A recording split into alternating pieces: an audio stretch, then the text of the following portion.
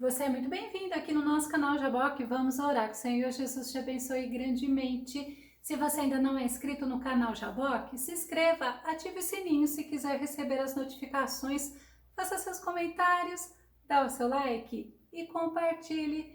Estamos na sexta carta que Jesus enviou às igrejas da Ásia. Esta carta foi direcionada à Igreja de Filadélfia. Vamos ver sobre esse assunto logo após a nossa vinheta.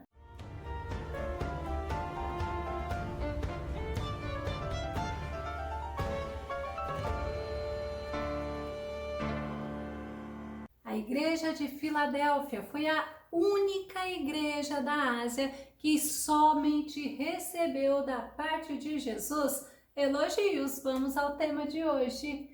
Carta à Igreja de Filadélfia, uma igreja fiel e sincera. O nosso texto base está em Apocalipse, no capítulo 3, verso 7 a verso 11. Esta é a sexta carta que nós estamos estudando. Como eu disse, foi direcionada à Igreja de Filadélfia, na Ásia Menor.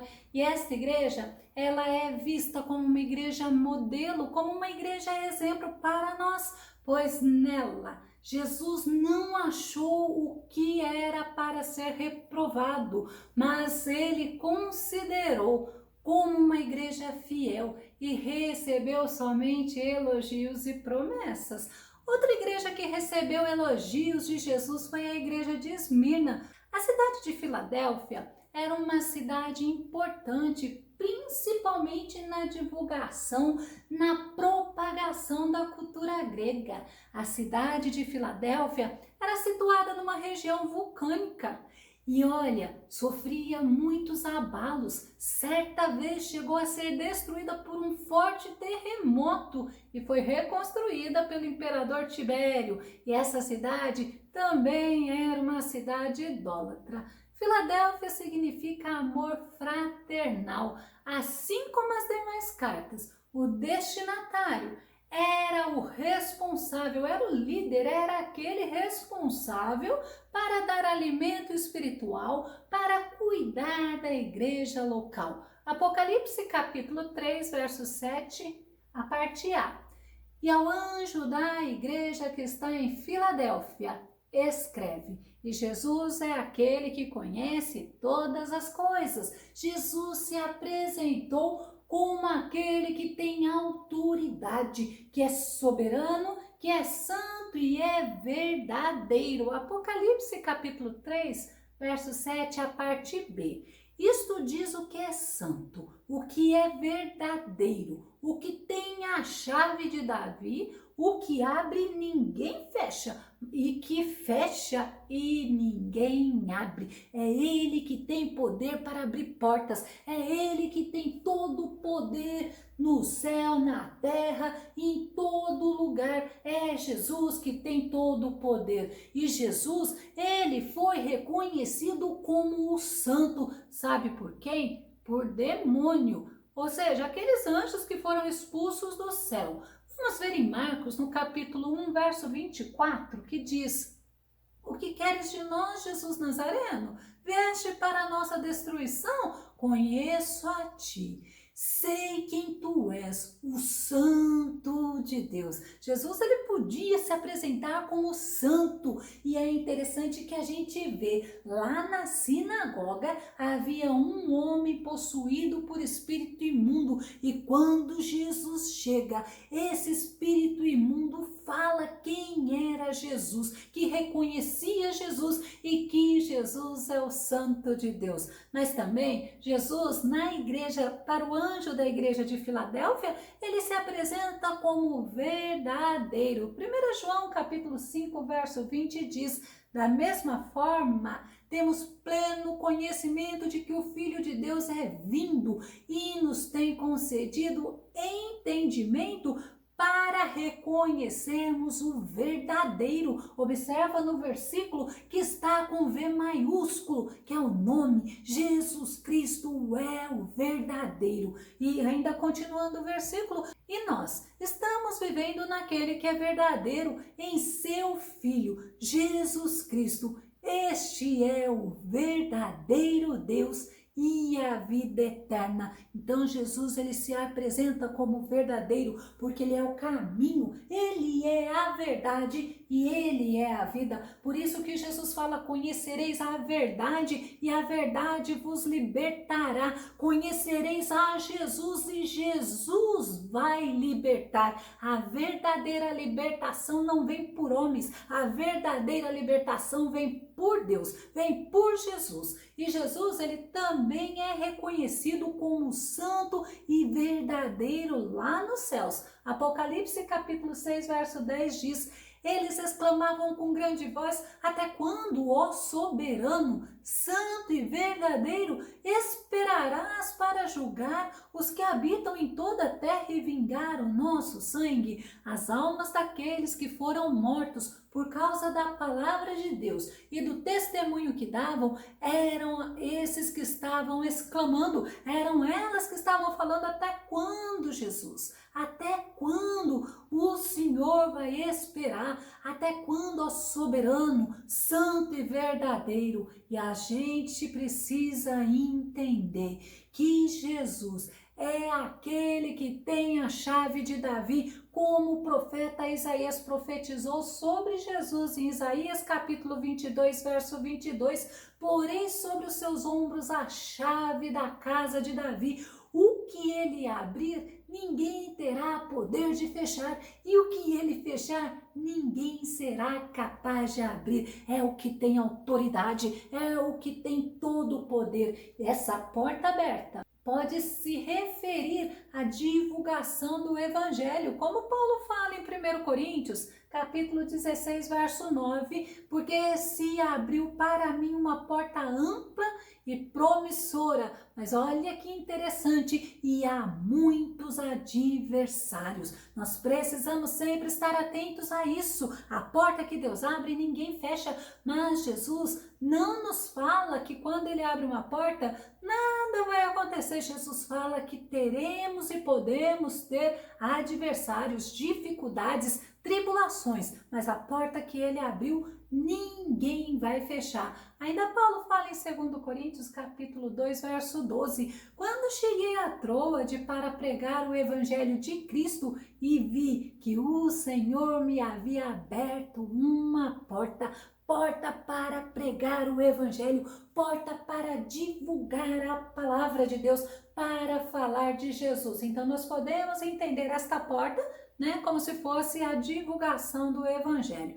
Mas eu também posso entender a porta ao acesso do reino dos céus, a porta que nos dá acesso à presença de Deus. E Jesus, ele é a porta, Jesus é aquele que abre e ninguém fecha. E Jesus mostrou à igreja de Filadélfia que ele conhece todas as situações, mas que é ele que tem todo o poder, é ele que tem toda a autoridade sobre tudo e sobre todos. Apocalipse no capítulo 3, verso 8, a parte A, que diz: eu conheço as tuas obras, eis que diante de ti pus uma porta aberta e ninguém a pode fechar, mostrando justamente a autoridade dele e o poder. E Jesus, quando ele fala à igreja de Filadélfia, ele elogia a fidelidade deles. Apocalipse 3, 8b diz assim: tendo pouca força, guardaste a minha palavra e não negaste o meu nome. Pouca força, nós vamos ver que alguns historiadores têm alguns olhares diferentes. Alguns, eles dizem que pode ser assim uma influência política. Outros já dizem que eles tinham pouca força física mesmo, porque era um lugar difícil. Outros já enxergam como um número pequeno de crentes diante de uma cidade grande. Já por outras pessoas, nós vimos como que se tivessem dificuldade para enfrentar as lutas, as provações e as perseguições. Realmente, tem horas que a gente acha que nós não vamos conseguir, de tão grande é a luta que nós estamos passando. Mas aí, olha o que diz Salmo 73, verso 26. É muito bom nós pensarmos no Salmo 73, 26. Embora minha carne e meu coração definhem, Deus é a rocha do meu coração e minha herança para sempre. O salmista Asaf quer nos mostrar que, embora a gente possa até ficar com pouca força, com pouca energia, com pouca resistência, que as lutas da vida podem ser intensas, mas o Senhor, Ele é a nossa rocha e é no Senhor que nós devemos confiar. Jeremias, no capítulo 31, verso 25, diz: eis, portanto, que restaurarei o ânimo do abatido, animarei o exausto e darei forças aos enfraquecidos. Aí nós vemos que lutas, que provações, que perseguições, que dificuldades pode até tirar a nossa força, mas o Senhor, Ele nos sustenta e Ele nos restaura. O versículo ainda diz: guardaste a minha palavra. Como é bom nós termos esse conhecimento da palavra do Senhor. No Salmo 119, verso 10 a verso 12 diz: de todo o coração eu te procurei, não deixes que me afaste dos teus mandamentos. Em meu coração eu conservei a tua promessa para não pecar contra ti. Bendito seja, Senhor, ensina-me teus decretos. Olha, o prazer em meditar na palavra do Senhor, o prazer em guardar as promessas que Deus fez, o prazer e a alegria em estar aprendendo, conhecendo e prosseguindo no conhecimento ao nosso Senhor. E ainda fala: vocês não negaram o nome de Jesus, vocês não negaram meu nome. Mesmo diante das perseguições, eles não negaram a fé deles. Mesmo diante das dificuldades, eles não retrocederam. A palavra que saía da boca deles era o que agradava a Deus e nem negavam ao Senhor com as atitudes. Muitos poderiam até se decepcionar, mas a gente vê que eles perseveraram. Eles serviram ao Senhor até o fim. 2 Timóteo capítulo 2, verso 12, que diz: se perseverarmos, com Ele igualmente reinaremos. Se o negarmos, Ele também nos negará. E a gente vê: não negaste o nome do Senhor. Aquela igreja, independente das circunstâncias que ela estava vivendo, ela não negou ao Senhor. Lucas capítulo 12, verso 9, nosso Jesus diz: mas aquele que me negar diante dos homens será negado diante dos anjos de Deus. Vamos nos manter perseverante, vamos nos manter firmes na promessa, firmes na palavra de Deus. A igreja de Filadélfia, ela era perseguida por aqueles que se diziam judeus. Muitos eram adeptos do judaísmo, ou até mesmo muitos tinham origem judaica, mas somente religiosidade e pessoas que estavam sob influência do maligno. Apocalipse capítulo 3, verso 9, a parte A. Eis que eu farei aos da sinagoga de Satanás, aos que se dizem judeus e não são, mas mentem. Pessoas mentirosas, porque o pai da mentira é o diabo. E muitos, eles querem se enganar. Eles dizem que servem a Deus, mas com as atitudes deles, eles negam o nome do Senhor. Eles servem a si mesmo e não ao nosso Deus. E essa perseguição que a igreja de Filadélfia passava era perseguição tremenda.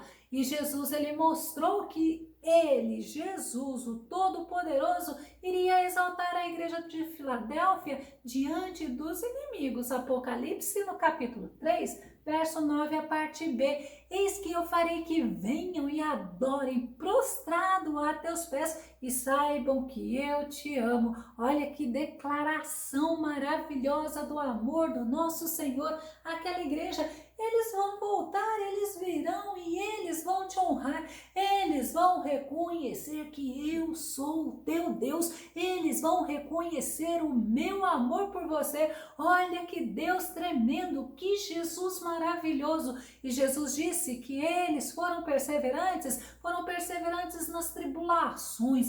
E porque eles foram perseverantes, eles não negaram ao Senhor, como nós vemos que pessoas, quando passam diante de provações, diante de lutas, lutas, chegam a ponto de negar ao Senhor, chegam a ponto de se entristecer e falar: não, Senhor, o Senhor não me ama, o Senhor não é fiel, o Senhor não tem poder para fazer aquilo que o Senhor me prometeu. Essas pessoas estão negando quem é o nosso Jesus, mas eles não negaram. E porque eles não negaram, Jesus promete a eles que eles seriam guardados do perigo. Apocalipse capítulo 3, verso 10. Como guardaste a palavra da minha paciência, também eu te guardarei da hora da tentação que há de vir sobre todo mundo, para tentar os que habitam na terra. 1 Coríntios, capítulo 10, verso 13, Paulo fala algo que faz a gente ter um olhar sobre esse versículo de Apocalipse. Não vos sobreveio tentação que não fosse comum aos seres humanos, mas Deus é fiel e não permitirá que sejais tentados além do que podeis resistir. Pelo contrário, juntamente com a tentação, proverá um livramento para que a possais suportar. E é bom você saber que quando você está passando por tribulação, quando você está passando por tentação, quando você está passando por prova, se você buscar o Senhor ele passa contigo nesses momentos difíceis. O Senhor, ele te sustenta, ele te ajuda. Efésios capítulo 6, verso 13, ainda Paulo fala: por esse motivo, vestir toda a armadura de Deus, a fim de que possais resistir firmemente no dia mau, e havendo batalhado até o final, permanecereis inabaláveis sem retroceder. Nós precisamos estar todos os momentos da nossa vida vestidos da armadura de Deus, porque o próprio Paulo está mostrando ainda, falando que Jesus fala: vivemos tempos difíceis, tempos de aflição, tempos de tribulação, mas nós estamos protegidos pelo nosso Deus, não podemos retroceder, precisamos permanecer firmes na fé, inabaláveis, vestidos com a armadura de Deus. E Jesus falou para a igreja de Filadélfia, assim como para as outras igrejas, sobre a vinda dele. Apocalipse capítulo 3, verso 11. Eis que venho sem demora, guarda o que tens, para que ninguém tome a tua coroa. Não podemos ignorar que nós temos um adversário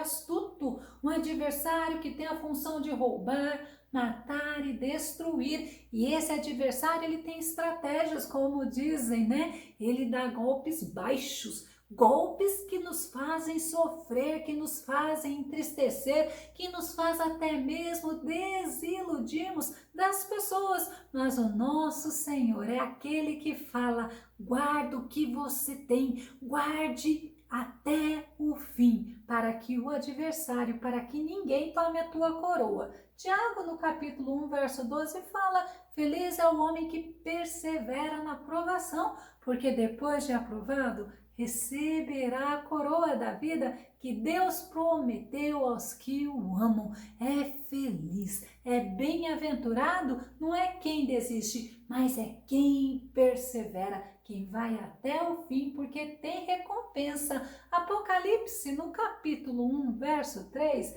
ainda o nosso Jesus fala: feliz aquele que lê as palavras desta profecia, e felizes aqueles que ouvem e guardam o que nela está escrito, porque o tempo está próximo, o tempo do Senhor. O tempo do Senhor arrebatar sua igreja, o tempo do Senhor voltar está próximo. E Jesus, ele fala das promessas àquele que vencer, ao vencedor. Apocalipse capítulo 3, verso 12. A quem vencer? Então a gente já está vendo que é para o vencedor.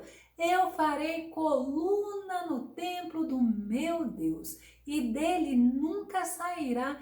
Escreverei sobre ele o nome do meu Deus e o nome da cidade do meu Deus, a nova Jerusalém, que desce do céu do meu Deus, e também o meu novo nome. Aquele que vencer, ao vencedor, será uma coluna fixa no templo de Deus.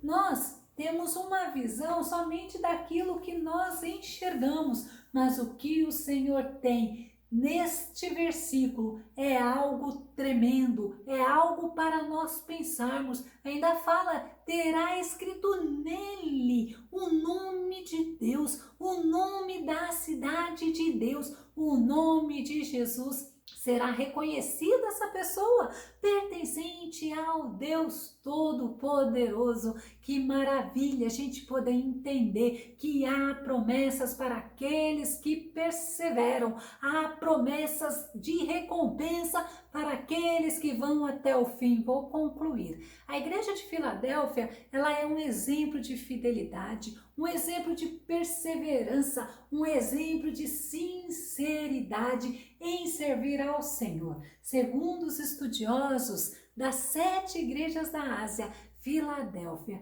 é a única que ainda hoje sobrevive. Eu vou deixar na descrição do vídeo o link Promessa ao Vencedor. Que o Senhor Jesus te abençoe grandemente. Até o nosso próximo estudo aqui no nosso canal Jaboque. Vamos orar. Fica com Deus e Deus te abençoe.